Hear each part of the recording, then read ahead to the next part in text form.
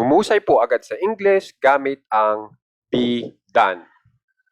Tapos na ako noong panahon na iyon. I will be done by then.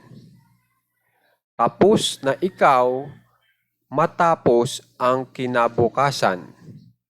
You will be done the day after tomorrow. Tapos na tayo matapos ang 3 araw. We will be done in 3 days. Tapos na sila mamaya. They will be done later. Tapos na siya sa susunod na linggo. He will be done next week. He panlalaki, she pambabae. Tapos na si Tarzan bukas. Tarzan will be done tomorrow. Tapos na si Tarzan sa Lunes.